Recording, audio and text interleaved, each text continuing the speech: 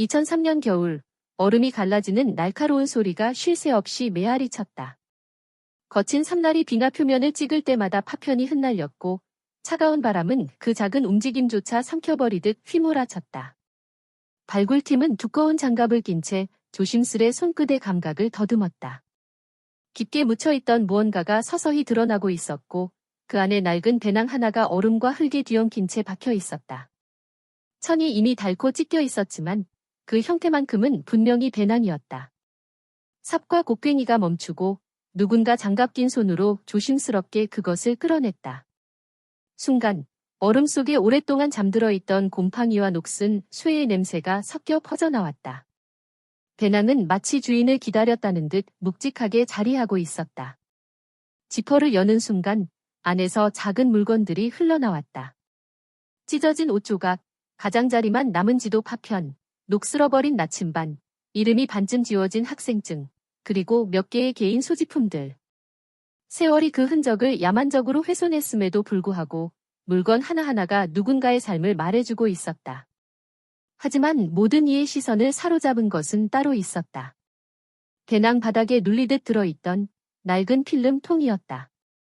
현장에 있던 이들은 서로 눈빛을 교환했다. 얼음 속에 장시간 방치된 필름이라면 이미 망가졌을 가능성이 높았다. 그러나 혹시라도 내부에 남아있는 흔적이 있다면 그것은 실종된 이들의 마지막 순간을 기록한 유일한 증거일 수 있었다. 필름은 곧장 봉인되어 전문가들에게 전달되었다. 어두운 현상실, 붉은 조명이 희미하게 비치는 공간에서 전문가들은 숨소리조차 줄이며 움직였다. 얇고 갈라지기 쉬운 필름을 조심스레 꺼내어 약품 속에 담갔다. 액체가 흔들릴 때마다 특유의 화학 냄새가 퍼지고 긴장감은 공기처럼 현상실 안을 가득 메웠다. 작은 틀에 걸린 필름 조각 위로 서서히 형태가 떠올랐다. 검은 얼룩 사이로 첫 장의 이미지가 드러나자 작업하던 손길들이 잠시 멈추었다. 처음에 나타난 건 눈 덮인 풍경 속에 서 있는 젊은이들의 모습이었다. 그들의 얼굴엔 아직 웃음이 남아 있었고 두꺼운 외투와 장비로 무장한 모습은 마치 평범한 등반 여행의 한 장면 같았다. 하지만 곧이어 드러난 사진은 달랐다. 얼굴에 드리운 그림자, 당황스러운 눈빛, 무언가를 향해 고개를 돌린 자세가 포착되어 있었다. 사진마다 공기는 점점 무거워졌다. 필름은 총 12장 남아 있었다. 하나씩 현상될 때마다 방 안의 공기는 더욱 팽팽해졌다. 마지막에 나타난 사진은 흐릿했고 카메라가 흔들린 듯한 기묘한 선들이 눈발과 함께 화면을 가득 메우고 있었다. 그것이 단순한 빛의 흔적인지 아니면 다른 무엇인지는 누구도 확신할 수 없었다. 이 사진들은 곧 실종자 가족들에게 보여졌다. 오랫동안 대답 없는 기다림을 견뎌야 했던 그들에게 사진 속 웃음과 공포는 동시에 위안과 절망을 안겼다. 어떤 이는 사진을 붙잡고 흐느꼈고 또 다른 이는 차마 시선을 끝까지 두지 못했다. 그들의 마음속에 묻어둔 기억이 다시 살아났고 동시에 무엇이 그들을 삼켜버렸는가라는 질문이 다시 불타올랐다. 수사팀 역시 충격을 감추지 못했다. 오랫동안 종결된 사건이라 여겨졌던 기록이 이제 새로운 증거와 함께 다시 열려야 했기 때문이다. 이 작은 필름은 단순한 추억이 아니었다. 그것은 지난 세월 동안 묻혀있던 비극을 다시 세상 위로 끌어올린 열쇠였다. 그리고 모든 이의 마음속에 한 가지 의문이 강하게 남았다. 이 필름은 과연 무엇을 숨기고 있는가? 1998년 겨울, 눈 덮인 백두산 자락으로 떠났던 5명의 대학생들은 단순한 실종자가 아니었다. 그들은 이름과 얼굴, 웃음과 고민을 가진 또래 청춘이었다. 기록에 따르면 5명은 모두 같은 동아리에 속해 있었고 모험 스포츠를 전공하거나 관심을 가진 학생들이었다. 각자의 성격은 달랐지만 그 차이가 오히려 그룹의 균형을 이루고 있었다. 첫 번째 인물은 팀의 리더격인 김도현이었다. 스포츠 교육학과 4학년이던 그는 늘 목표를 세우고 끝까지 밀어붙이는 성향이었다. 학과 내에서 그는 완벽주의자로 불렸다. 이번 산행도 그의 제안이었다. 졸업을 앞두고 그는 스스로의 한계를 시험하고 싶어 했다. 마지막으로 우리가 진짜로 어떤 사람들인지 증명하자. 출발 전 그가 남긴 이 말은 지금까지도 가족과 친구들의 기억 속에 선명하다. 두 번째는 문수진, 유일한 여성 멤버였다.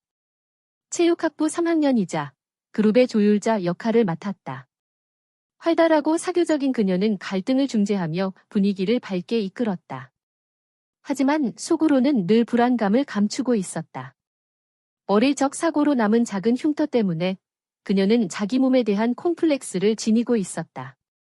이번 산행은 그런 자신감을 회복하려는 도전이기도 했다. 출발 전 그녀가 가족에게 보낸 마지막 문자는 짧았다. 걱정 마세요. 금방 돌아올게요. 세 번째 멤버, 이현우는 사진 촬영을 좋아하던 학생이었다. 영상미디어학을 복수 전공했고 언제나 카메라를 들고 다녔다. 친구들은 그를 기록자라 불렀다. 그는 늘 그룹의 모든 순간을 사진에 담으며 단순한 기록이 아닌 증거를 남기고 싶다고 말했다. 그의 사진 중 일부는 지금도 가족 앨범에 남아있다. 이번에는 진짜 작품을 찍어올 거야. 출발 전 남긴 이 말이 나중에 남겨진 필름 속 장면들과 겹쳐지며 기묘한 의미를 갖게 되었다. 네 번째는 박준호, 유머러스하고 장난기가 많았던 학생이었다. 전공은 체육학부였지만 사실 그는 학문보다는 사람들과의 관계를 더 중시했다. 모임에서는 늘 분위기 메이커였고 힘든 순간에도 농담을 던져 모두를 웃게 만들었다. 그러나 그의 웃음 뒤에는 어두운 그림자가 있었다.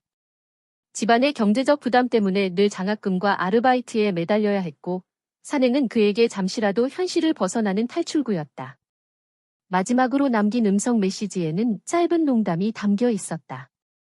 산에서 살아 돌아오면 치킨은 내가 쏜다.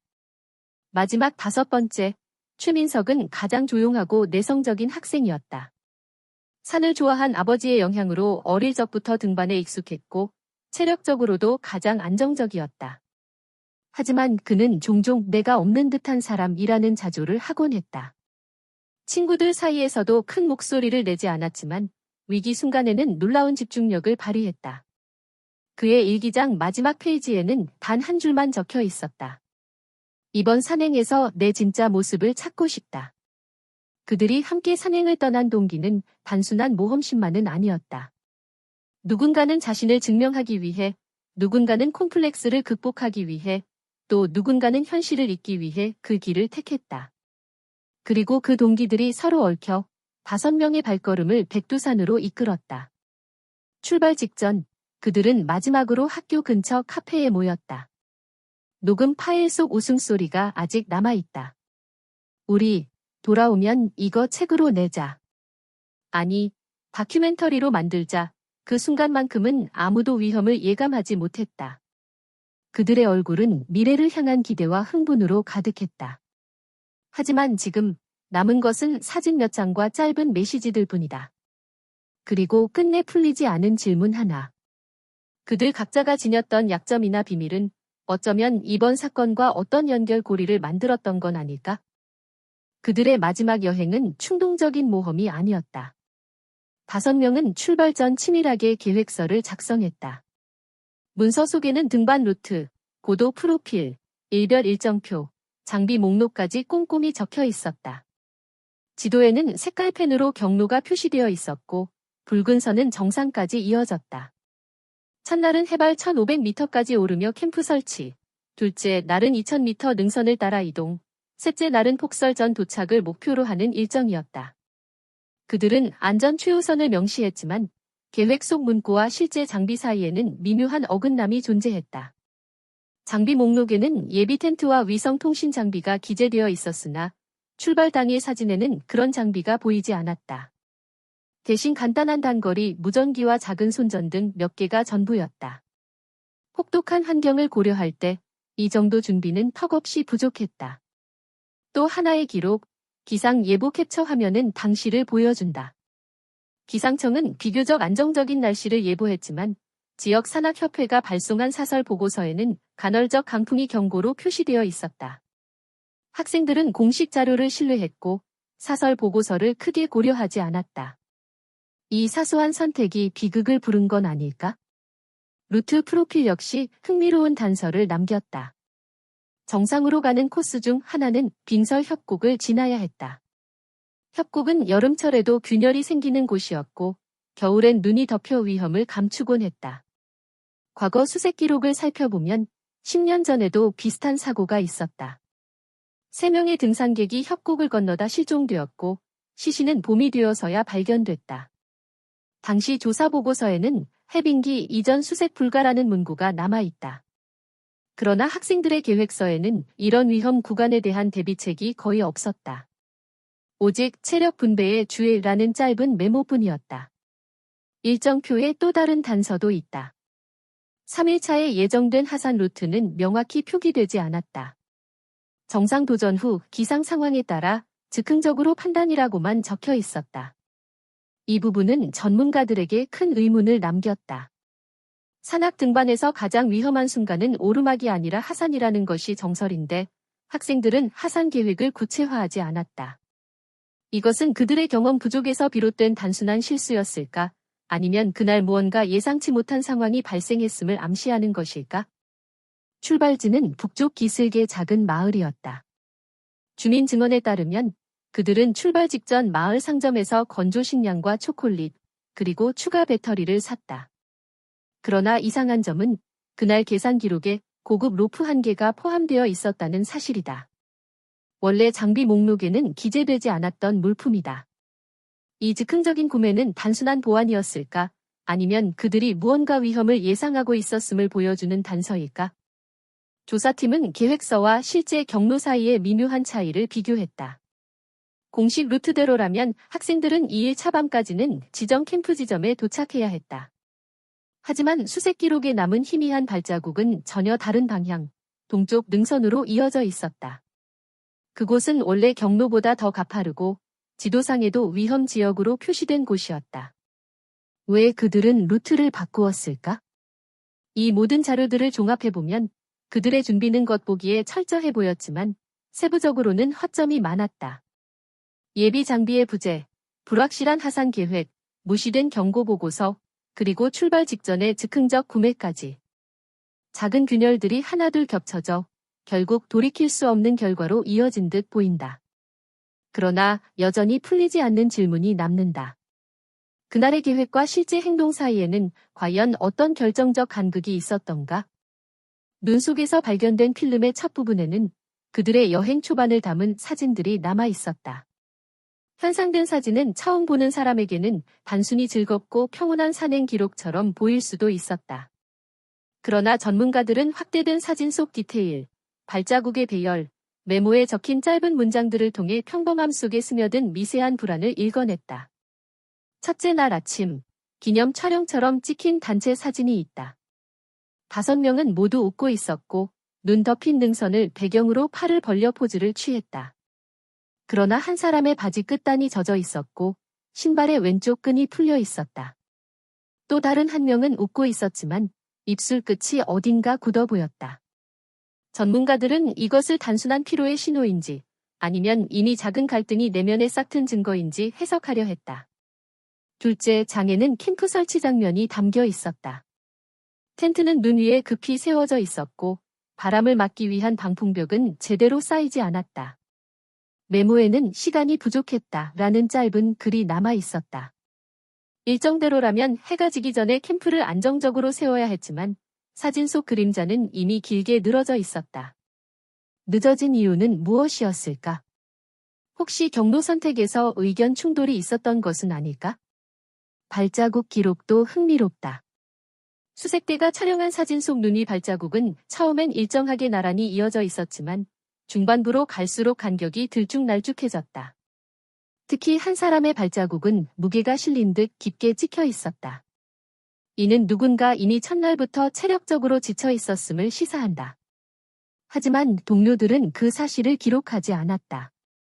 오직 사진과 눈의 흔적만이 그것을 말해주고 있었다. 둘째 날 오전의 사진에는 강을 건너는 장면이 담겨 있다. 4명은 다리를 건너고 있었지만 1명은 카메라를 향해 고개를 돌린 채 서 있었다. 그의 바지 무릎 부분은 젖어 있었고 표정에는 약간의 짜증이 스쳤다. 당시 날씨는 맑았지만 강풍이 불고 있었다는 기록이 있다. 바람과 젖은 옷은 곧 체온 저하로 이어질 수 있는 위험 요인이었다. 그럼에도 불구하고 사진 속의 분위기는 여전히 즐거운 듯 연출돼 있었다. 대화 기록 일부는 메모장에서 확인됐다. 시간 안 맞음. 가 속도 늦춤. 괜찮을까?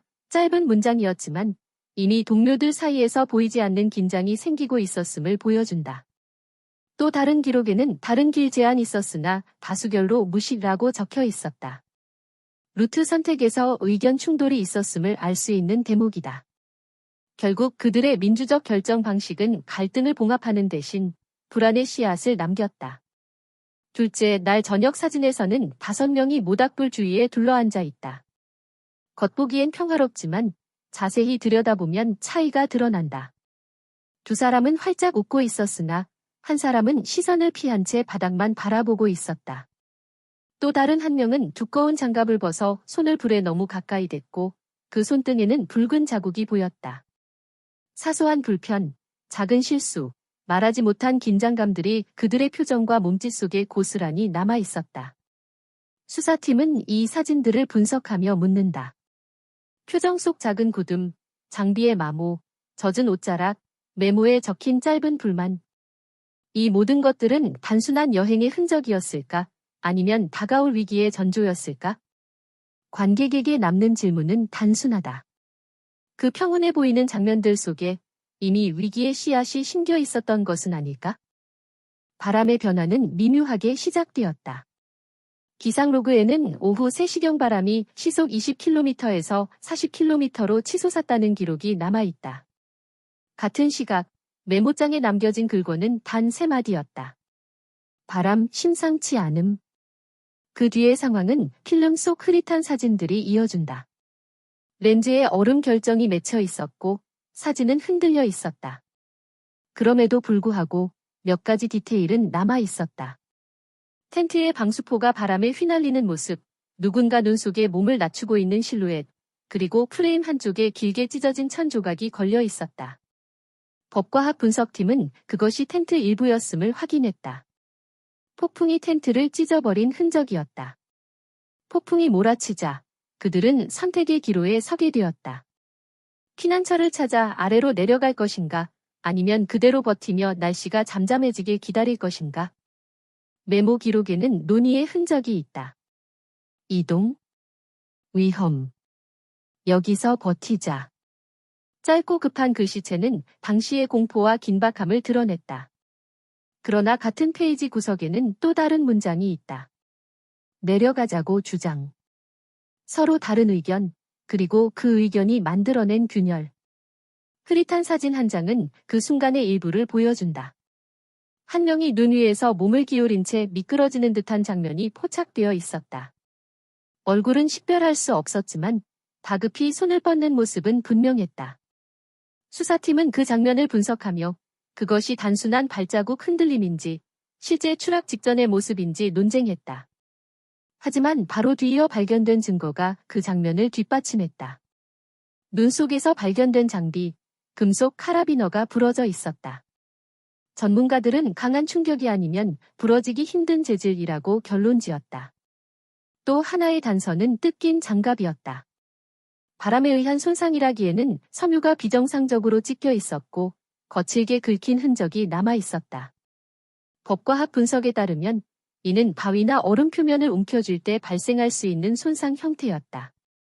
누군가 폭풍 속에서 미끄러지며 몸을 지탱하려 했음을 강하게 시사했다. 그날 밤의 상황을 재구성하면 이렇다. 강풍은 텐트를 찢었고 눈보라는 시야를 삼켰다. 체력이 약했던 누군가는 이동을 원했지만 다수는 버티기를 택했다. 그러나 결정을 내리는 와중에 한 명이 미끄러졌고 그 순간은 되돌릴 수 없게 되었다. 그들의 기록은 여기서 갑자기 끊긴다. 마지막 사진은 거의 알아볼 수 없을 만큼 흐릿하다. 흰 화면 속 어딘가 검은 그림자가 2개 겹쳐져 있었다. 그것이 사람 2명인지 혹은 바람에 날린 천 조각인지는 명확히 알 수 없다. 하지만 전문가들은 이 사진이 단순한 실수가 아니라 혼란 속에서도 무언가를 기록하려는 마지막 시도였다고 본다. 카메라를 쥔 손, 흔들리면서도 셔터를 눌렀던 의지. 남겨진 증거들을 통해 알 수 있는 것은 폭풍 속에서 작은 선택 하나가 모든 것을 바꾸었다는 사실이다. 피난을 선택했더라면, 혹은 미끄러진 순간 한 발짝 더 가까이 있었다면 결과는 달라졌을까? 아니면 이미 그 시점에서 모든 것이 돌이킬 수 없었을까? 조사팀은 여전히 그 질문 앞에서 멈춘다.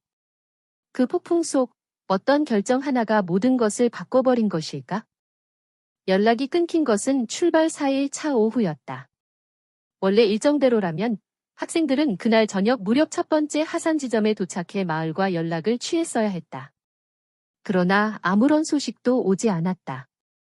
가족들은 처음에는 일정 지연이라고 생각했다.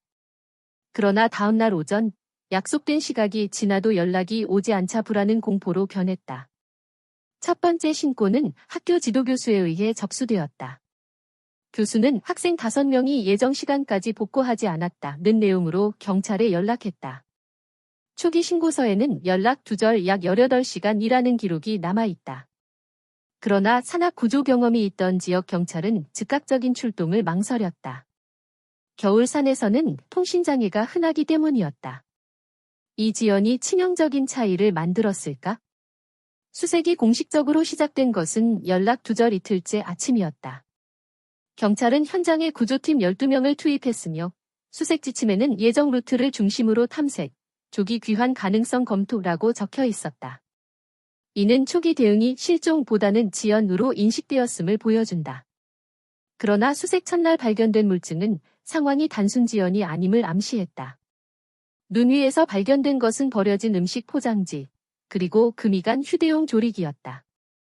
조리기의 금은 외부 충격 흔적이었고 전문가들은 그것이 급박한 상황에서 발생했을 가능성이 높다고 분석했다. 구조대 내부에서도 긴장감이 고조되었다. 한 구조원은 발자국이 중간에서 사라졌다. 눈에 덮였을 수도 있지만 방향이 일정치 않다라고 보고했다. 또 다른 구조원은 첫날부터 학생들이 예정된 캠프 지점에 도달하지 못했을 가능성을 지적했다. 그러나 이 의견은 공식 보고서에 강하게 반영되지 않았다. 초기 수색은 여전히 계획된 루트 중심으로 진행되었다. 초기 보도자료가 상황을 더욱 복잡하게 만들었다. 언론에 배포된 문구에는 학생 오인, 악천후로 인해 귀환 지연 추정이라는 표현이 들어 있었다. 이 단정적인 문장은 여론을 안심시키는 동시에 구조 활동의 긴급성을 떨어뜨렸다.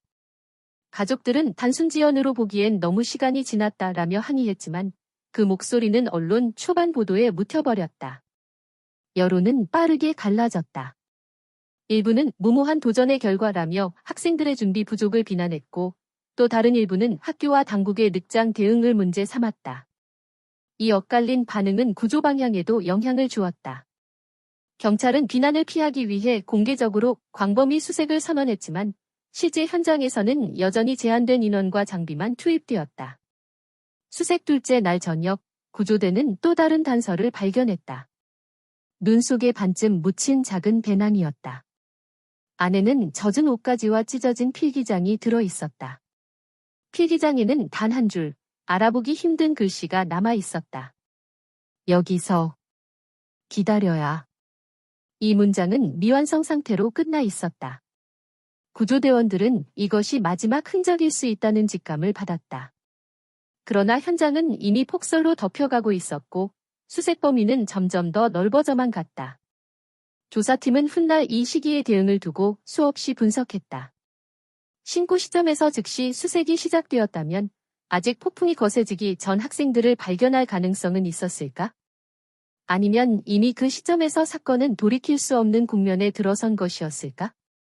결국 이 파트가 남긴 질문은 단 하나다. 신고와 수색의 속도, 그리고 그 범위가 사건의 결말에 어떤 영향을 미쳤을까? 수색 작전은 본격적으로 확대되었다.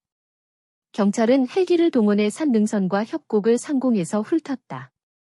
그러나 상공에서 내려다본 풍경은 무자비했다. 눈보라는 시야를 가렸고 지형은 마치 흰 캔버스 위에 덮개를 씌운 듯 아무 흔적도 남기지 않았다. 헬기 조종사는 보고서에 이렇게 적었다. 흔적 없음. 지상 식별 불가. 지상에서는 구조대가 격자 형태의 수색을 시도했다. 로프를 묶고 일정한 간격으로 줄지어 눈을 헤치며 나아갔다. 이 과정에서 발견된 물증은 놀랄 만큼 미약했다. 바람에 날리듯 붙어있던 낡은 천 조각 하나, 그리고 눈 속에서 희미하게 찍힌 발자국 몇 개, 발자국은 깊이와 간격이 제각각이었고 일정 거리 이후 흔적이 끊겼다. 전문가들은 이 정도로 불완전한 흔적은 강풍과 눈이 덮어버린 결과라고 분석했다. 하지만 어떤 이들은 흔적이 애초에 적었다는 것은 다른 설명을 요구한다라고 주장했다. 탐색견도 투입되었다. 개들은 처음에는 흥분한 듯 움직였지만 이내 방향을 잃고 원을 그리며 빙빙 돌았다. 한 마리는 눈 속에서 특정 지점을 긁어댔지만 그곳에서 발견된 것은 오래된 뿌리와 얼어붙은 흙뿐이었다. 수색견의 행동은 명확한 결론을 주지 못한 채 오히려 미스터리를 더했다. 수색의 한계를 드러낸 것은 자연 환경이었다. 기상 보고에 따르면 수색 기간 동안 바람은 시속 60km를 넘겼고 체감 온도는 영하 30도에 달했다. 눈은 매일 새로 쌓였고 그날 발견한 발자국이 다음 날이면 흔적도 없이 사라졌다. 협곡과 빙설 지형은 접근을 차단했다. 어떤 지점은 밧줄을 내려도 진입할 수 없었다. 사람이 실종되기엔 완벽한 장소라는 자조 섞인 말이 구조대원 입에서 흘러나왔다. 인적 자원 부족도 문제였다. 초기에는 경찰과 군이 지원했지만 시간이 길어지자 투입 인원은 줄어들었다. 수색 보고서에는 12명 편성으로는 지형적 범위 커버 불가라는 구절이 반복된다. 현장에 있었던 한 구조원은 훗날 인터뷰에서 이렇게 말했다. 우린 한눈에 다 보이는 곳에서도 단서를 놓쳤을 거다. 눈은 모든 것을 지워버렸고 우리는 턱없이 적은 인원으로 그 광대한 공간을 채우려 했다.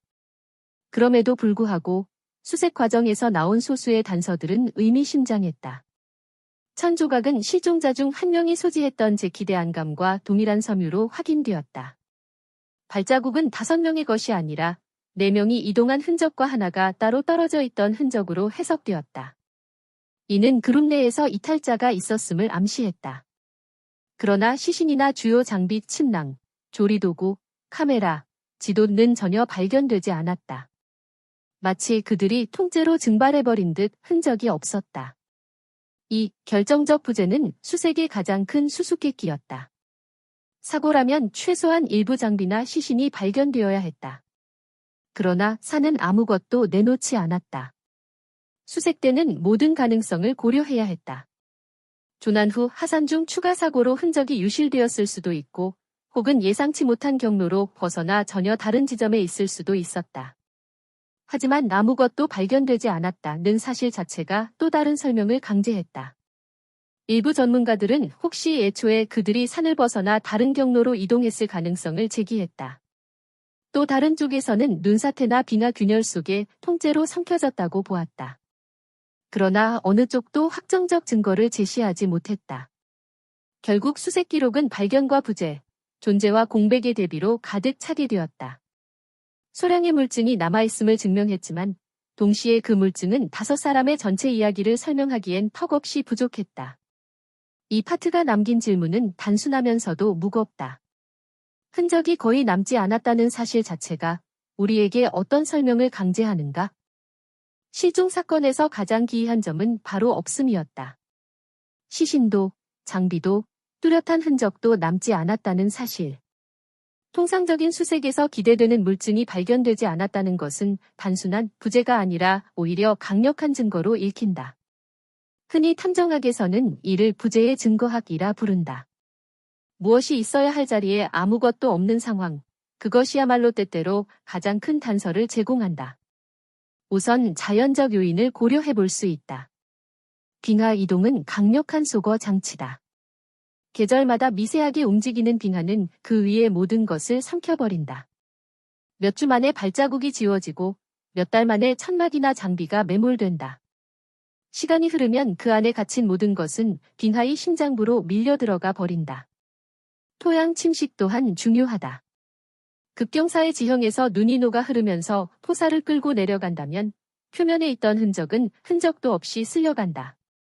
또 대규모 야생동물 곰이나 늑대 같은 포식자들 이 장비를 물어뜯거나 남은 음식 냄새를 따라 물건을 옮겨 놓았을 가능성도 있다. 이 모든 요소는 흔적의 소멸을 자연스럽게 설명할 수 있는 후보들이다. 그러나 역설은 여기서 시작된다. 그 모든 자연적 가능성을 고려하더라도 보통은 최소한 일부는 남는다. 찢어진 옷의 단편, 금속 장비의 파편, 혹은 불에 타지 않는 물질들. 실제 유사한 산악 사고 기록을 살펴보면 완전히 흔적이 사라지는 경우는 극히 드물다. 따라서 이번 사건의 경우 발견된 물증이 터무니없이 적었다는 점은 통계적으로도 비정상적이다. 이 지점에서 두 번째 가설, 즉 인위적 제거 가능성이 제기된다. 누군가 의도적으로 흔적을 지웠다는 시나리오다. 방법은 여러 가지다. 첫째, 은닉.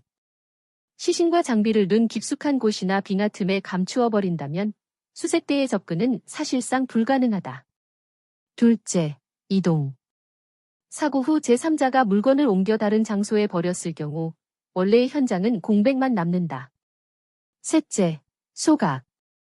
불가능해 보이지만 일부 장비와 기록물은 불에 태워 없앨 수 있다. 특히 필름이나 종이 기록은 쉽게 소멸된다. 논리적 추론은 더욱 불편한 질문을 제기한다. 만약 남아야 할 흔적이 남지 않았다면 이는 자연의 우연일까 아니면 누군가의 개입일까? 통계적으로 볼 때 자연은 흔적을 대부분 흐리게 하지만 완전히 없애지는 않는다.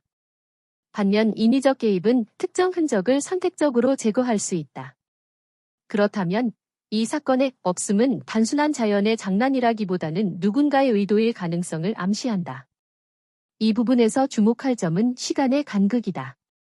실종 후 즉각 발견된 것이 아닌 수년이 지나 빙하 속에서 배낭 하나가 나타났다는 사실이다. 만약 자연적 소멸이 전부였다면 더 많은 조각들이 함께 드러났어야 했다. 그러나 남은 것은 단지 배낭 하나, 그리고 그 안에 일부 물품뿐이었다. 이는 마치 누군가 일부만 남기고 나머지를 철저히 지워버린 듯한 인상을 준다. 물론 반론도 있다. 산은 원래 모든 것을 집어삼킨다 라는 것이다. 실종자의 흔적이 없다고 해서 반드시 인위적 개입을 가정할 필요는 없다는 주장이다. 하지만 이 반론에도 허점이 있다. 다른 산악 사고에서는 수십 년이 지나도 금속류, 합성섬유, 뼈 조각 같은 강한 물증은 여전히 발견된다. 따라서 이번 사건에서 그 강한 물증마저도 전혀 발견되지 않았다는 사실은 부자연스럽다고 할 수 있다. 결국 남는 질문은 한 가지다. 증거의 부재는 단순한 무관심의 산물인가 아니면 누군가의 손길이 지나간 흔적일까? 이 질문은 아직까지 답을 갖지 못한 채 사건 전체를 감싸는 그림자처럼 남아있다. 능가 800단어, 약 1600자. 챗GPT 더 NOI. 2003년 여름, 강원도 산악지대의 설빙이 일부 녹아내리던 시점에서 실종 사건은 전혀 예상치 못한 전환점을 맞았다. 몇 년 동안 아무런 단서도 발견되지 않았던 상황에서 지역 등산객 한 명이 낡고 색이 바랜 배낭 하나를 발견하면서 수사가 다시 불붙기 시작한 것이다. 발견자는 평소와 다름없이 하산길을 걷던 중 빙하가 움푹 패인 골짜기에서 검은색 천조각 같은 것을 보았다. 가까이 다가가자 그것은 진흙과 얼음에 눌려있던 배낭의 일부였다. 당시 위치는 기존 수색구역에서 약간 벗어난 지점으로 초기 탐색에서는 눈과 얼음에 완전히 가려져 있어 놓치기 쉬운 곳이었다. 등산객은 즉시 인근 파출소로 연락했고 경찰과 구조대가 함께 현장으로 출동했다. 현장에 도착한 수사관들은 먼저 주변을 사진으로 기록한 뒤 배낭이 놓인 정확한 위치와 좌표를 지도에 표시했다. 이어 배낭은 오염 방지를 위해 고무장갑을 낀 채 조심스럽게 꺼내졌고 밀폐 가능한 증거 봉투에 담겼다. 회수 과정은 마치 범죄 현장을 다루는 것처럼 절차적으로 진행되었는데 이는 과거 수사의 공백이 남긴 교훈이기도 했다. 배낭 회수 후 경찰은 즉시 병렬 수사팀을 소집했다. 기존의 실종 전담반과 별도로 법과학 전문가, 기상학자, 산악 안전 전문가가 합류해 다각적인 분석이 가능하도록 했다. 현장에서 채취된 물증은 국립과학수사연구원으로 이송되었고 현장 보존을 위해 주변 지역은 일정 기간 일반인의 출입이 통제되었다. 증거 채취 방식도 세밀하게 이루어졌다. 배낭 겉면에 붙어있던 얼음과 토양 샘플은 따로 분리해 저장했으며 직물에 묻은 유기물 흔적과 금속 부품의 부식 상태도 정밀 기록되었다. 또한 배낭 내부에 남아있던 물품 습기에 손상된 수첩 조각, 녹슨 조리도구 일부, 음식 포장지 등 이 개별 분류되어 각기 다른 밀봉 용기에 보관되었다. 초기 보존 조치가 철저하게 이루어진 덕분에 이후의 법과학적 감정에서 물리적, 화학적 분석이 가능했다. 이와 동시에 수사팀은 지역 기상 지형 기록을 대조하기 시작했다. 기상청 자료를 통해 1990년대 말부터 2003년까지 해당 지역의 강설량, 빙하 이동 기록, 해빙기 패턴을 검토한 결과 배낭이 발견된 지점은 매년 봄철 해빙기의 빙하가 크게 후퇴하는 곳이었다. 즉, 배낭은 원래 그 자리에 놓여 있었을 가능성도 있지만 반대로 빙하의 움직임에 따라 수년 동안 다른 위치에서 이동해온 끝에 드러났을 가능성도 제기되었다. 첫 가설은 별표 자연적 이동설 별표이었다. 배낭이 실종 당시에 원래 현장에서 눈과 얼음에 덮였다가 빙하와 토사의 흐름에 따라 점차 아래로 밀려 내려왔다는 해석이다. 이는 빙하 지형의 특성과 어느 정도 부합했다. 그러나 두 번째 가설, 별표 인위적 이동설 별표도 배제되지 않았다. 누군가 사고 직후 또는 이후에 배낭을 다른 장소로 옮겼다가 시간이 흐르며 빙하의 변화로 다시 드러났을 수 있다는 것이다. 세 번째 가설은 더 복잡했다.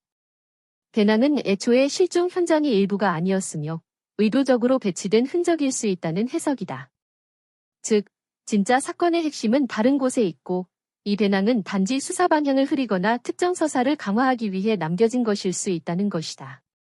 결국 2003년의 발견은 단순히 낡은 배낭의 회수에 그치지 않았다. 그것은 오랜 공백 끝에 다시 열린 창이자 동시에 새로운 미스터리의 문이었다. 마지막 질문은 이렇다. 이 배낭은 어떻게, 그리고 언제 그 자리에 왔는가? 그 답을 찾는 과정이 이후 수사의 초점을 형성하게 된다. 국립과학수사연구원에 이송된 배낭과 그 안의 물품들은 곧바로 현미경 분석과 화학적 복원 작업에 들어갔다. 이 단계는 단순히 눈에 보이는 흔적을 기록하는 수준을 넘어 미세한 단서들을 통해 실종 시점과 환경 조건을 재구성하는 시도였다. 우선 섬유 분석이 진행되었다. 배낭 겉면의 직물 조각은 분권 현미경으로 관찰되었는데 염색 물질의 퇴색 정도와 직조 패턴이 중요한 단서를 제공했다. 염료 분자의 분해율은 자외선 노출 시간과 직결되므로 해당 배낭이 대략 몇 년간 햇빛에 노출되었는지 추정할 수 있었다. 또한 직조 패턴은 1990년대 중반 이후 생산된 특정 브랜드의 원단과 일치하는 것으로 밝혀졌다. 이는 배낭의 제조 연도와 사용 가능 시기를 좁히는 근거가 되었다. 다음은 토양 및 미세 잔류물 분석이었다. 배낭 표면에 붙은 진흙 샘플에서는 고산지대에서만 서식하는 특정 조류의 화분이 검출되었다. 이는 배낭이 저지대에서 방치된 것이 아니라 해발 1500m 이상의 고지에서 오랜 기간 머물렀음을 시사했다. 더 흥미로운 점은 화분의 침식 상태였다. 현미경으로 관찰된 세포벽의 마모 정도는 최소 5년 이상 얼음과 눈 속에 매몰되었을 때 나타나는 패턴과 유사했다. 즉, 배낭은 실종 직후 곧바로 매몰되었다가 해빙기에 서서히 드러났을 가능성이 커졌다. 배낭의 금속 부품 역시 중요한 정보를 남겼다.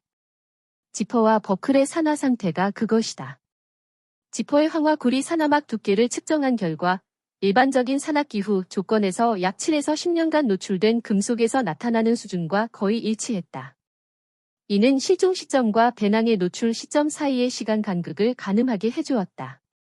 또한 일부 금속은 고온에 순간적으로 노출된 흔적 즉 열 변색 패턴들 보였는데 이는 단순한 기후 작용으로 설명하기 어려운 점으로 남았다. 가장 많은 주목을 받은 것은 손상된 필름이었다. 습기와 압력으로 뭉개진 롤필름을 복원하기 위해 연구원들은 특수용액을 사용해 겹겹이 붙은 필름을 분리하고 저온 건조 과정을 거쳤다. 이후 고해상도 스캐너로 디지털화된 이미지는 컴퓨터 보정 프로그램을 통해 가능한 한 원형에 가깝게 복원되었다. 복원된 사진들은 완전하지 않았다. 상당수는 빛 번짐과 긁힌 흔적이 심했는데 여기에도 의미가 있었다. 빛 번짐 패턴은 강한 광원 예컨대 손전등이나 화염 이 근거리에서 필름을 노출시켰음을 시사했다. 일반적인 자연광만으로는 형성되기 어려운 형태였기 때문이다. 또한 스크래치 패턴은 필름이 단순히 오래된 것이 아니라 물리적 압박이나 거친 표면과의 마찰을 겪었음을 보여주었다. 어떤 사진은 세로로 길게 찍힌 듯한 손상 흔적을 남겼는데 이는 필름이 의도적으로 잡아당겨졌을 가능성을 암시했다. 흥미로운 점은 몇 장의 이미지에서 반복되는 그림자 형상이 확인되었다는 것이다. 연구원들은 이를 단순한 현상 오류로 해석하기도 했지만 일부는 특정 물체 예컨대 긴 막대기나 장비류가 광원을 가로지르며 생긴 흔적일 가능성을 배제하지 않았다. 이 그림자가 실종 직전 상황을 간접적으로 보여주는 마지막 기록일 수도 있다는 점에서 논의는 계속 이어졌다. 그러나 과학적 분석에는 언제나 한계가 존재한다. 화분, 금속, 직물, 필름에서 각각 일정한 시간적 단서를 얻었지만 이들을 모두 맞춰도 사건의 정확한 날짜나 시각까지 특정하기는 어려웠다. 자연 환경은 흔적을 동시에 보존하고 지워버리며 시간의 흐름을 불규칙하게 새겨넣는다. 연구원들이 조심스럽게 내린 결론은 이렇다. 우리는 배낭이 최소 5년 이상 매몰되었다가 드러났다는 사실, 그리고 그 과정에서 자연적, 비자연적 요인이 복합적으로 작용했음을 말할 수 있다. 하지만 정확히 언제 그 일이 벌어졌는지는 끝내 확정하기 어렵다. 마지막 질문은 여전히 열린 채 남는다. 과학은 이 오래된 물증으로 얼마나 정확한 시간을 재구성할 수 있는가? 지금까지의 답은 부분적 단서와 확률적 추정일 뿐이다. 하지만 그 불완전함 속에서도 사건을 바라보는 시선은 조금 더 정밀해지고 있었다. 현상된 12장의 프레임을 한 장씩 풀어내면 단순한 이미지의 나열이 아니라 사건의 시간 축을 역으로 추적하는 단서들이 나타난다. 각 프레임에서 포착된 몸짓과 장비의 상태, 그림자의 방향, 배경의 지형적 특징을 항목별로 분해해 연결하면 서로 맞물리는 서사와 동시에 설명되지 않는 불일치들이 교차한다. 프레임 1은 등성이의 선 5인물의 전신사진이다. 얼굴은 밝고 표정은 자연스럽다. 옷과 장비는 비교적 건조하며 부피 있는 장갑과 두꺼운 외투로 보아 한낮의 영하 기온 상황임을 알 수 있다. 그림자의 길이는 짧아 태양이 비교적 높았던 시점으로 추정된다. 첫 장면은 여행의 출발점과 자신감, 동료애를 상징한다. 프레임 2는 인물의 근접샷이다. 한 사람의 입술이 굳어있고 눈가에는 피로의 흔적이 보인다. 옷의 일부에 잔털과 진흙이 붙어 있으며 장비 고정끈 일부가 느슨하다.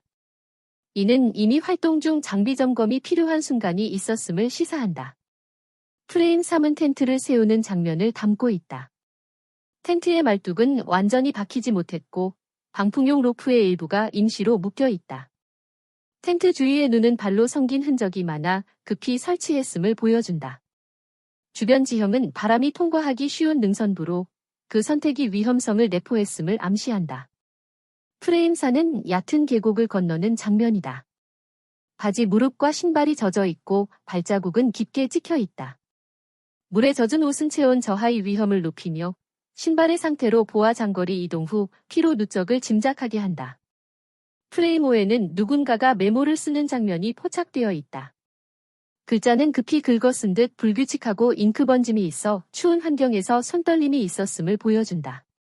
메모의 일부 단어는 시간 부족, 바람 같은 경고성 어휘로 읽힌다. 이는 그룹 내 의사소통이 이미 긴박했음을 드러낸다. 프레임 6은 저녁 무렵 모닥불 주위의 풍경이다. 불빛이 인물들의 얼굴을 비추지만 한 사람은 다른 쪽을 응시하며 고개를 숙이고 있다. 장비 중 한 가닥 추가 로프가 눈에 띄는데 이는 출발 전 즉흥 구매되었던 물품과 일치한다. 사소한 불협화음이 이미 존재했음을 암시한다. 프레임 7부터 분위기가 급변한다. 프레임 7은 흔들린 이미지로 인물들이 급히 움직이는 장면이 포착되어 있다. 프레임의 흐릿함은 빠른 동작과 혼란을 보여준다. 장비의 일부가 풀려 있거나 손에 쥔 물건이 떨어지는 모습이 보인다. 프레임 8은 바위 표면에 걸린 찢긴 천 조각이 전면에 드러난다. 직물의 찢긴 방향과 토양 이물질은 강한 기계적 마찰을 암시하고 이는 텐트가 고정 상태에서 강한 힘에 의해 파손되었음을 시사한다. 인공적 손상 가능성이 제기되는 단서다. 프레임 9에는 한 사람이 눈 위에 쓰러져 있는 듯한 모습이 보인다. 몸의 각도와 팔다리의 위치는 자발적 휴식이라기보다 급격한 쓰러짐을 연상시킨다. 신체 주변의 눈은 흔들려 있지 않아 비교적 즉시 경련이나 충격으로 쓰러졌을 가능성이 있다. 프레임 10은 4명이 한 사람을 부축해 이동하는 장면이다. 팔로 끌어올리는 동작, 엉거주춤한 자세, 일부 인물의 발자국 간격 불균형은 체력적, 정신적 소진이 심했음을 말해준다. 장비 일부는 풀려 있고 이때 이미 의식 수준 저하 혹은 부상자가 있었음을 강하게 암시한다. 프레임 11은 한 인물이 그룹에서 멀어져 홀로 움직이는 듯한 모습이다. 뒤돌아보는 동작이나 어깨의 긴장감으로 밀어볼 때 의도적 분리 혹은 비자발적 이탈 가능성이 제기된다. 발자국 패턴이 다른 이들과 달라 한 사람이 다른 경로를 택했음을 보여주는 증거로 해석될 수 있다. 프레임 12는 가장 마지막으로 하늘을 가로지르는 길고 희미한 빛의 줄기가 담겨 있다. 주변은 어둡고 빛은 불규칙하며 이는 자연광이 아닌 특정 광원이나 빠른 빛의 궤적 유성, 인공광 혹은 장치에 의한 발광을 연상시킨다.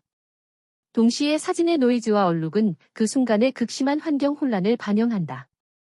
이 12장을 시간 흐름상 연결하면 초기의 평온, 1에서 3, 점차 드리워진 불안, 4에서 6, 결정적 혼란과 사고, 7에서 10, 분리 혹은 미확인 이동, 11, 그리고 마지막에 알 수 없는 광현상, 12으로 이어지는 서사가 만들어진다. 그러나 흥미로운 불일치도 있다.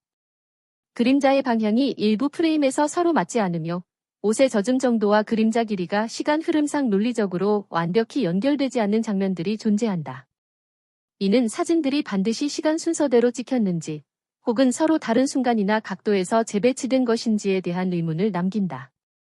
따라서 이 연속된 이미지들은 하나의 결말을 향해 일직선으로 이어지는 명확한 사건을 지시하는가, 아니면 여러 가능한 시나리오 폭풍과 사고, 분리와 고립, 또는 외부 개입의 조합들을 동시다발적으로 열어두는가? 마지막 필름의 프레임에 남아있던 긴 궤적의 빛은 사건 전체에서 가장 미스터리한 흔적으로 기록된다. 단순한 사진적 결함일 수도 있지만 수사팀은 그 가능성을 배제하지 않고 다양한 학문적, 민속적 자료를 대조해 분석을 진행했다. 먼저 천문학적 검토가 이루어졌다.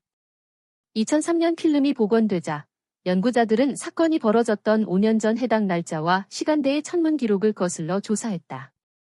국제 천문 데이터베이스에는 당시 동북아시아 상공을 스쳐간 소규모 유성우가 기록되어 있었다. 몇몇 전문가는 사진 속 빗줄기의 형태가 유성이 대기권을 통과하며 남긴 궤적과 유사하다고 지적했다. 빛이 직선으로 길게 뻗어 있으며 주변에 산란광이 거의 없는 점은 그 해석에 힘을 실어주었다. 그러나 유성은 통상 수초 이내에 사라지고 필름의 노출 조건에서 그렇게 뚜렷한 궤적이 남을 확률은 낮다는 반론이 제기되었다. 기상학적 해석도 제시되었다. 특정 조건에서 발생하는 대기광 혹은 고층운과 빙정 결정이 만들어내는 라이트 필러, 빛기둥 현상일 수 있다는 것이다. 실제로 고산지대에서는 인공광이나 달빛이 얼음 결정에 반사되어 수직으로 뻗은 빗줄기처럼 보이는 경우가 보고된 바 있다. 그러나 사건이 발생한 산악지대는 외부 인공광원이 거의 없는 지역이었고 빛의 궤적이 수직이 아닌 사선으로 기울어져 있었다는 점에서 설명은 한계를 가졌다. 광학적 요인을 강조한 그룹은 카메라 자체의 특성에 주목했다. 오래된 기종의 필름 카메라는 강한 광원에 노출될 경우 필름면에 렌즈 플레어나 스크래치가 발생할 수 있다. 현상 과정에서 빛이 번져 들어간 경우도 가능하다. 복원된 필름에서 유난히 심한 극힘 흔적이 같은 위치에 반복적으로 나타났다는 점은 이 해석을 뒷받침했다. 그러나 다른 프레임에서는 비슷한 왜곡이 보이지 않는다는 점이 여전히 의문으로 남았다. 여기에 지역 주민들의 구전이 새로운 층위를 더했다. 몇몇 마을 주민들은 5년 전 겨울 산등성이 위로 하얗게 갈라진 빗줄기가 스쳐간 것을 보았다고 증언했다. 어떤 이는 그것이 전설 속 산령불, 산령화 같았다고 말했고 또 다른 이는 천벌처럼 내려친 빛이라고 기억했다. 이 목격담은 과학적으로 증명되기 어려웠지만 당시 지역 사회의 불안과 신비감을 고조시키며 수사팀에도 압박을 주었다. 신화적 해석은 과학적 설명과 충돌했으나 동시에 빛이 사람들에게 얼마나 강렬한 심리적 영향을 미칠 수 있는지를 드러내 주었다. 전문가들의 해석은 뚜렷하게 갈렸다. 일부는 자연현상임을 강조했다. 유성이나 대기광은 충분히 흔히 발생하는 자연적 사건이며 필름이 그것을 포착했을 뿐이다. 그러나 또 다른 쪽은 빛의 정체 자체보다 그것이 실종자들의 심리에 끼친 영향에 주목했다. 낯선 빗줄기, 설명되지 않는 광학적 현상은 고산의 혹독한 환경 속에서 극도의 피로와 공포를 증폭시켰을 수 있다. 불안이 집단적으로 전염되어 판단력을 흐리고 위기 상황에서 치명적인 의사결정 오류를 일으켰을 가능성이 있다. 결국 마지막 프레임의 빛은 두 가지 해석 사이에 놓여 있다.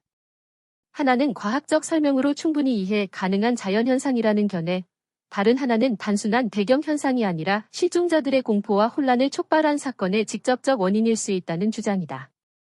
남는 질문은 단순하다. 그 빛은 자연의 장난이었는가? 아니면 사람들의 운명을 바꿔놓은 원인이었는가?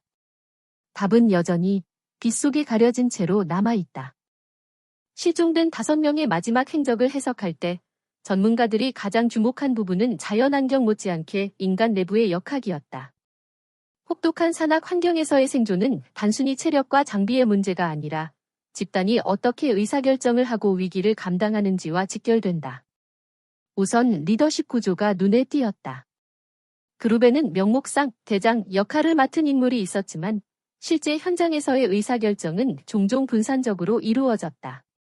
출발 전 작성된 루트 플랜에서는 리더가 최종 책임자였으나 발견된 메모와 문자 조각에는 여러 명이 번갈아 경로와 휴식 시간을 제한하는 흔적이 보였다. 이는 평상시에는 민주적이고 수평적인 구조로 작동했을 수 있지만 위기 상황에서는 누구의 판단이 최종적으로 우선되는지가 불분명해지는 위험을 내포했다. 이러한 구조는 피로와 저체온이 겹칠 때 더욱 취약해졌다. 저체온에 빠진 사람은 의사결정 능력이 급격히 저하되고 판단이 단순화되거나 왜곡되는 경우가 많다. 복원된 필름 속 부축당하는 인물이 있었던 정황은 이미 누군가의 판단력이 정상적이지 않았음을 시사했다. 한 명이 약해지면 집단은 두 가지 선택에 직면한다. 그를 보호하며 속도를 늦출 것인가, 아니면 집단 전체의 생존을 위해 위험을 감수할 것인가. 공황 상태는 그 순간을 더욱 혼란스럽게 만들었을 것이다. 수사팀은 마지막 사진과 현장에 남은 찢긴 천, 흩어진 장비의 흔적을 근거로 폭풍이 몰아친 순간 집단적 혼란이 발생했을 것으로 추정했다. 심리학적 연구에 따르면 극도의 위기 속에서 집단은 분열 혹은 희생적 선택으로 반응한다. 일부는 지도자의 지시를 따르지만 다른 일부는 본능적으로 다른 방향을 택한다. 한 명의 돌발 행동 예를 들어 혼자서 다른 경로로 내려가는 선택 뒤 곧 집단 전체의 균형을 무너뜨릴 수 있다. 실제 발견된 물리적 증거들도 이런 상황을 뒷받침한다. 한 지점에서 발자국이 둘로 갈라졌다는 기록, 그리고 서로 다른 간격의 발자국 패턴은 집단이 적어도 한 차례 이상 분산 이동했음을 보여준다. 또한 찢겨진 천 조각과 망가진 버클은 급박한 순간에 장비가 무리하게 당겨지거나 버려졌음을 의미한다. 이 모든 것은 한 번의 잘못된 판단이 어떻게 물질적 흔적으로 남는지를 보여준다. 수사 기록에 따르면 그룹은 아마 세 가지 선택지 사이에서 갈등했을 것이다. 즉시 하산, 폭풍이 지나가길 기다리는 대피, 체력을 고려해 분산 이동. 각 선택은 뚜렷한 장단점을 가졌지만 결과적으로는 모두 치명적인 위험을 내포했다. 하산은 지형의 복잡성과 기상 악화로 인해 추락 위험이 컸고 대피는 충분한 보온 장비가 없는 상황에서 저체온사를 불러올 수 있었다. 분산 이동은 집단적 보호 효과를 잃게 만들었다. 여기서 중요한 것은 실제로 그들이 어떤 결정을 했는지가 아니라 결정의 방식이었다. 명확한 리더십이 없는 상태에서 동료애와 두려움, 피로와 공포가 얽히며 각자가 다른 선택을 했을 가능성이 크다. 그중 하나의 선택은 집단의 생존 확률을 조금이라도 높였을지 모르지만 또 다른 선택은 곧바로 파국을 불러왔을 것이다. 결국 이 사건의 비극은 단순히 폭풍이나 지형의 문제가 아니라 인간적 선택의 연쇄 속에서 발생했음을 보여준다. 한 명의 흔들린 판단, 혹은 집단 전체가 공유한 불분명한 합의가 사건의 흐름을 바꿨을 수 있다. 마지막으로 남는 질문은 이것이다. 인간의 선택 중 어느 한순간이 그들을 구하거나 혹은 파괴했을까? 정답은 알 수 없지만 분명한 사실은 극한의 환경 속에서는 한 번의 작은 결정조차도 돌이킬 수 없는 무게를 지닌다는 것이다. 사건 현장에서 발견된 배낭과 잔해물들이 원래 위치에서 어떻게 현재의 지점까지 옮겨졌는가 하는 문제는 단순한 우연 이상의 복잡한 지형 환경적 과정을 내포하고 있다. 수사팀은 이를 규명하기 위해 여러 학문적 도구를 동원했다. 라이다어를 활용한 지형 스캔, 고해상도 지형도 분석, 수십 년간의 강우 적설 기록, 빙하 이동 데이터 등이 모두 결합되었다. 이러한 자료는 물리적 이동의 가능성을 시뮬레이션하고 발견된 장소가 실제 사고 현장인지 혹은 단지 물건이 흘러와 멈춘 최종 지점인지를 가늠하는 단서가 된다. 첫째, 하천 경로의 가능성이다. 발견 지점 주변에는 여러 개의 계류, 스트림과 작은 하천이 얽혀 있다. 빙설이 녹아 흐르던 봄철과 집중호우 시기에 물체가 휩쓸려 이동할 확률은 높다. 실제로 지형 시뮬레이션에 따르면 약 7에서 10kg 무게의 배낭은 강수량이 일정 기준을 초과할 경우 수백 미터 이상 떠밀려 내려올 수 있었다. 문제는 배낭의 외피가 상당 부분 온전했으며 내부 물품이 크게 손상되지 않았다는 점이다. 단순히 급류에 의해 흘러온 것이라면 더 심각한 손상이 남아야 하는데 이는 하천 경로 이동설의 신빙성을 일정 부분 약화시킨다. 둘째, 빙하 이동의 개입 가능성이다. 발견 지역은 소규모 빙설과 잔존 빙하가 분포하는 곳으로 계절별 수축과 확장이 반복된다. 빙하는 느리지만 장기적으로는 수십 미터, 수백 미터씩 물체를 끌어내릴 수 있다. 라이다 분석에서 드러난 빙하의 이동 궤적은 배낭이 놓여 있던 위치와 얼추 맞아떨어졌다. 그러나 문제는 시간이다. 빙하 이동은 수년에 걸친 변화인데 발견된 배낭의 보존 상태는 그것이 수년간 압설 아래 있었음을 강하게 시사하지 않았다. 즉, 빙하 경로가 설명력을 갖기는 하지만 배낭이 최근에야 빙하 위나 가장자리에 노출되었을 가능성을 함께 고려해야 한다. 셋째, 사면 붕괴와 같은 돌발적 이동이다. 산악 지역에서는 잦은 비와 눈, 동결융의 과정이 사면의 안정성을 무너뜨린다. 작은 규모의 사태나 낙석이 발생할 경우 물건은 급작스럽게 수십 미터 아래로 굴러 떨어질 수 있다. 발견 지점 인근의 토양 침식 흔적은 과거 사면 붕괴가 일어났음을 보여준다. 배낭이 상대적으로 온전한 상태로 남아 있었다는 점은 대규모 낙석보다는 국지적 토사 이동에 휩쓸려 흘러왔을 가능성을 뒷받침한다. 이 모든 가설은 중요한 논쟁을 불러일으킨다. 발견된 장소가 곧 사고 지점인가, 아니면 단지 경로의 끝인가? 만약 배낭이 원래 사고 현장에서 수백 미터 떨어져 이동해왔다면 지금의 발견 지점에 집중된 수색과 분석은 본질적으로 빗나간 곳을 파헤치는 셈이 된다. 반대로 이동이 제한적이었다면 그 장소 자체가 사건의 중심일 수 있다. 여기서 중요한 것은 물리적 흐름이 우리에게 얼마나 진실을 보여주는가 하는 문제다. 물리적 이동은 객관적 사실처럼 보이지만 실제로는 환경적 요인이 시간, 우연의 조합에 따라 복잡하게 왜곡된다. 하천이 물건을 옮겼다면 그것은 사건의 시공간적 좌표를 흐릿하게 만든다. 빙하가 물건을 밀어내렸다면 우리는 수년간의 시간 지연을 고려해야 한다. 사면 붕괴가 있었다면 원래의 위치 정보는 거의 지워져 버린다. 따라서 발견된 배낭은 이중적 의미를 갖는다. 한편으로는 유일하게 남은 실물 단서이지만 동시에 그 단서의 위치가 원래 맥락을 왜곡했을 가능성 또한 내포한다. 결국 물리적 흐름은 진실의 일부만을 보여준다. 그것은 단서를 주되 단서를 섞어버린다. 남는 질문은 이것이다. 우리가 보는 것은 사실의 잔해인가? 아니면 사실을 가린 흔적의 최종 종착지인가? 물리적 흐름이 남긴 궤적은 분명한 사실 같지만 때로는 그 사실이야말로 가장 큰 오해의 씨앗이 된다. 사건을 둘러싼 가장 흥미롭고 동시에 불안정한 증거는 목격자들의 진술이었다. 발견된 물리적 흔적과 달리 사람의 기억 속에서 전해진 단서는 언제나 빛과 그림자를 동시에 지니고 있었다. 수사팀은 인근 등산객, 목축민, 마을 주민들이 제공한 증언을 시간대별로 재구성하며 사건의 윤곽을 쫓았다. 그러나 그 과정은 기대만큼 명확하지 않았다. 먼저 가장 이른 목격담은 사건 직전 산중턱에서 하산하던 등산객으로부터 나왔다. 그는 멀리서 5명 정도의 무리가 정상 방향으로 올라가는 것을 보았다고 진술했다. 그러나 그가 구체적으로 인원을 확인했는지 단순히 물이라고 느낀 것인지는 불분명했다. 더구나 당시 기상 상태가 흐려 시야가 제한적이었다는 점에서 그의 말은 반쯤 추측일 수 있었다. 그 뒤로 이어진 증언은 지역 목축민들의 것이었다. 한 목동은 저녁 무렵 산등성이 위쪽에서 희미한 불빛이 반짝였다고 말했다. 그는 그것을 등산객의 랜턴 불빛이라 단정지었지만 또 다른 목동은 같은 시간대 하얀 빗줄기를 보았다고 했다. 같은 순간을 두고도 묘사는 달랐다. 이것이 실제 랜턴 불빛인지, 대기권 같은 자연현상인지, 혹은 단순히 기억의 왜곡인지는 끝내 확정되지 못했다.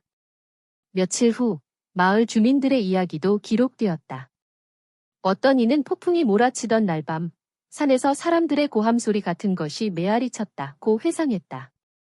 하지만 수사팀이 소리의 방향을 추적했을 때 지형적 반향으로 인해 실제 발원지를 특정할 수 없었다. 게다가 다른 주민은 같은 밤을 조용했다고 증언했다. 목격담은 서로 엇갈렸고 그 차이는 사실보다는 기억의 불안정성을 보여주었다. 수사 과정에서 또 하나 제기된 문제는 의도된 거짓말의 가능성이었다. 일부 주민들은 사건 직후 언론에 관심이 쏠리자 자신이 이상한 불빛을 분명히 보았다거나 낯선 사람을 산에서 마주쳤다고 말했으나 후속 조사에서 구체적 근거를 제시하지 못했다. 이는 관심을 끌기 위한 허위 진술일 수도 있었고 아니면 단순히 무심코 과장된 이야기였을 수도 있다. 진술은 사람의 심리와 욕망에 따라 쉽게 변형될 수 있음을 보여준다. 그러나 이러한 한계에도 불구하고 목격담이 완전히 무의미한 것은 아니었다. 서로 상충하는 이야기 속에서도 일정한 공통점이 드러났기 때문이다. 예컨대 대부분의 증언이 저녁 이후라는 시간대와 산등성이 위쪽이라는 공간을 반복적으로 언급했다. 이는 사건의 대략적 시공간을 좁히는 데 기여했다. 또 불빛이 소리 등 인간 활동을 연상케 하는 요소가 여러 사람의 기억 속에 겹쳐 등장했다는 점에서 실종자들의 마지막 흔적을 추정하는 단서가 되었다. 심리학 연구는 목격자의 기억이 얼마나 유동적인지를 잘 보여준다. 기억은 고정된 기록이 아니라 시간이 지남에 따라 재구성되고 왜곡된다. 특히 충격적 사건이나 두려움이 개입된 상황에서는 뇌가 실제 경험과 상상을 섞어버린다. 그렇기에 목격담은 단독으로는 절대적 증거가 될 수 없지만 다른 물리적 단서와 교차할 때 일정한 의미를 획득한다. 결국 목격자들의 진술은 사건을 풀어내는 데 있어 양날의 검이었다. 그것은 퍼즐의 빈칸을 채우는 듯 보이면서도 동시에 퍼즐의 모양을 왜곡시킬 수도 있었다. 마지막으로 남는 질문은 이것이다. 희미한 목격담들은 과연 사건의 퍼즐을 맞추는 조각이 될까? 아니면 오히려 퍼즐을 망가뜨리는 그림자일까? 답은 확실치 않다. 다만 분명한 것은 인간의 기억이라는 불완전한 증거가 이 미스터리를 더욱 깊고 복잡하게 만들었다는 사실이다. 사건이 알려진 순간부터 미디어와 대중 여론은 수사의 흐름을 바꾸는 제2의 현장처럼 작동했다. 초반 보도는 단순한 등산객 실종에서 시작했으나 시간이 지남에 따라 헤드라인은 점점 더 극적이고 선정적으로 변해갔다. 미스터리한 산악 참사, 실종된 5명, 흔적 없는 사라짐 같은 제목들은 사실보다 상상과 공포를 자극하는 데 집중했다. 이 과정에서 사건은 실제 수사 기록보다도 서사화된 이야기로 소비되기 시작했다. 언론의 관심은 자연스레 온라인 커뮤니티와 결합했다. 익명 게시판과 초기 포럼에서는 각종 음모론이 쏟아졌다. 어떤 글은 실종자들이 불법 군사실험에 휘말렸다는 주장을 펼쳤고 또 다른 글은 외계 현상과 관련이 있다고 단정했다. 심지어 마지막 사진 속 빛은 정부가 감추는 신무기 실험의 흔적이라는 글도 수천 번 공유되었다. 이러한 허위 단서들은 사건의 본질을 흐리게 했을 뿐만 아니라 공식 수사팀에도 압박을 가했다. 이 가능성도 확인했는가? 라는 여론의 질문은 합리적이지 않은 가설들에조차 자원을 분산시키게 만들었다. 이 모든 과정에서 가장 큰 피해를 입은 것은 가족들이었다. 미디어가 사건을 기묘한 비극으로 소비하는 동안 가족들은 일상의 고통과 사회적 시선을 동시에 견뎌야 했다. 어떤 신문은 실종자 중 한 명의 개인사, 연애 문제, 과거의 갈등을 부각하며 마치 사건과 연관 있는 듯 서술했다. 가족은 우리가 사랑하는 사람들을 괴담 속 인물로 만들어버렸다는 심경을 토로했다. 인터뷰에서 한 어머니는 뉴스를 볼 때마다 내 아들이 낯선 이야기의 주인공이 되어 있었다. 그들은 아들을 찾지 않았고 팔기 좋은 이야기를 만들었을 뿐이었다고 말했다. 심리적 피해는 시간이 지날수록 누적되었다. 사람들은 가족들에게 진실을 숨기고 있지 않느냐, 더 많은 것을 알고 있지 않느냐는 식의 의심 어린 시선을 던졌다. 일부 익명 게시글은 가족이 사건에 연루되었다는 근거 없는 주장을 퍼뜨리기도 했다. 이로 인해 가족들은 슬픔에 더해 사회적 낙인과 2차 피해를 겪어야 했다. 수사팀 내부 보고서에서도 미디어와 여론의 파급력이 실제 수사 전략에 영향을 미쳤다는 점이 확인된다. 본래 집중해야 할 지점은 지형이 기상이 장비 분석이었으나 끊임없이 제기된 외부 세력 개입설을 무시할 수 없어 추가 조사가 반복되었다. 이는 한정된 인력과 자원을 분산시켰고 결국 핵심 단서 확보가 늦어지는 결과를 낳았다. 미디어가 만든 이야기의 파장은 현장에서 흘린 땀과 동일한 무게로 작용한 셈이다. 그럼에도 불구하고 공적 관심이 반드시 부정적인 면만 가진 것은 아니다. 대중의 관심은 사건을 장기적으로 잊히지 않게 만들었고 새로운 증언과 자료가 뒤늦게 나오도록 자극하기도 했다. 한 주민은 사건 직후엔 증언을 망설였지만 수년 뒤 다큐멘터리를 보고 나서야 경찰에 연락했다. 그러나 그 역시 언론이 만든 공포스러운 이야기 때문에 사실을 말해도 믿어줄지 두려웠다고 고백했다. 이 지점에서 본질적인 질문이 남는다. 공적 관심은 진실을 도울까? 아니면 진실을 가리는가? 언론 보도와 온라인 담론은 사건을 대중에게 각인시키고 새로운 목소리를 불러오는 힘을 가진다. 하지만 동시에 선정적 서사와 근거 없는 소문은 진실을 가리는 장막이 된다. 결국 문제는 관심 그 자체가 아니라 그것을 어떤 방식으로 다루느냐에 달려 있다. 진실을 향해 빛을 비추는 도구가 될 수도 혼란을 증폭시키는 그림자가 될 수도 있는 것이다. 사건의 수사가 장기화되면서 초점은 단순한 실종이 아닌 타인의 개입 가능성으로 옮겨갔다.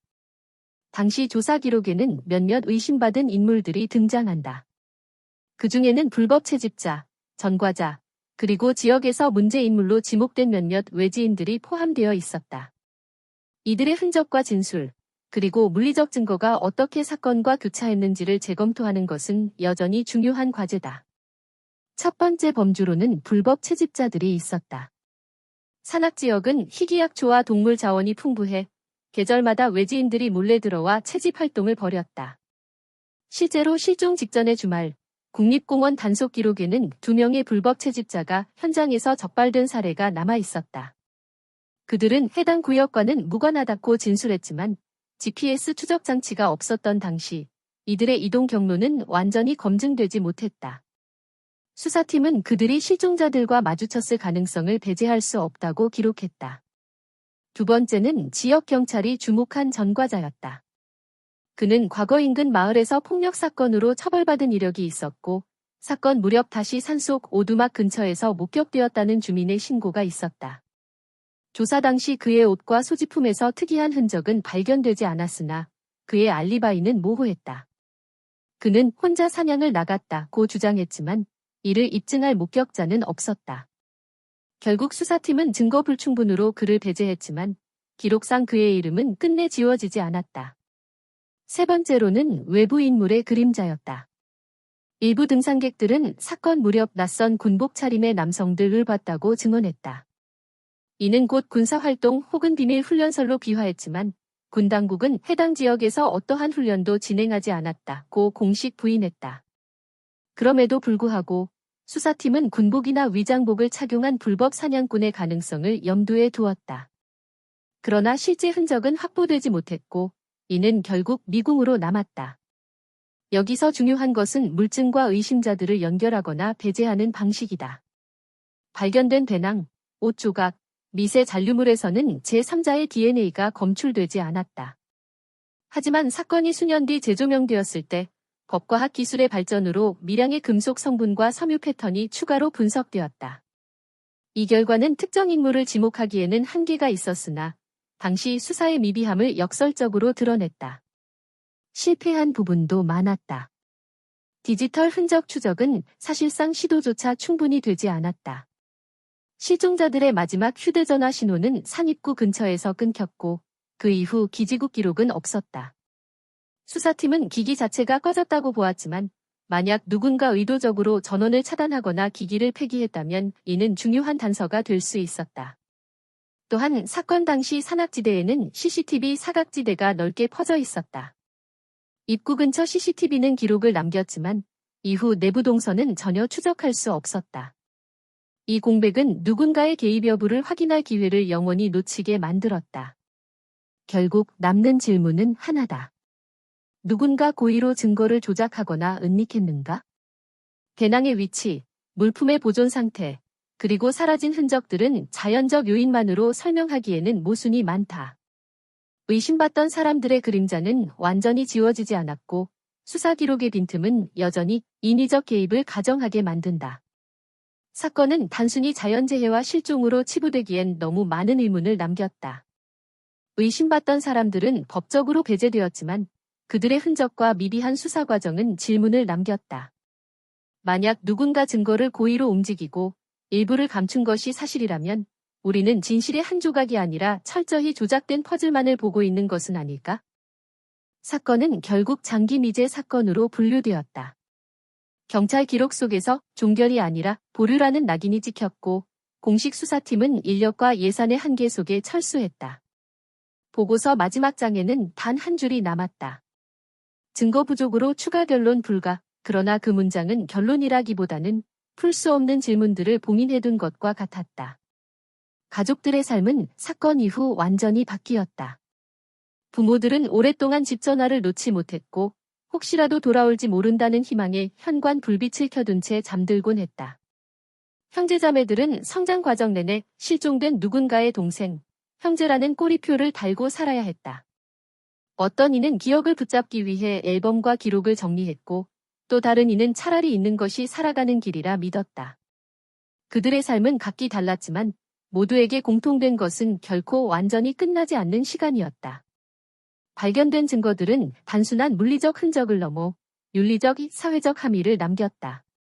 낡은 배낭, 현상된 사진, 그리고 부재라는 형태의 증거들은 우리가 진실을 어디까지 알 수 있는가라는 물음을 던졌다. 과학은 미세한 섬유와 토양 입자에서 시간을 추정하려 했지만 그것만으로는 인간의 두려움과 선택을 설명하지 못했다.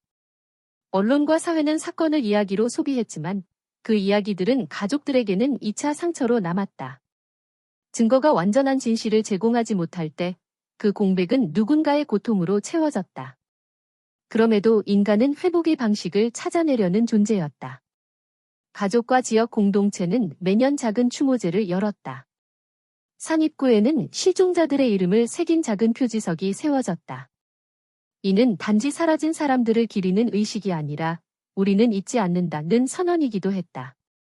기억은 완전한 진실을 대신할 수는 없지만 불완전한 세계 속에서 살아남은 이들에게 존재의 증거가 되어주었다.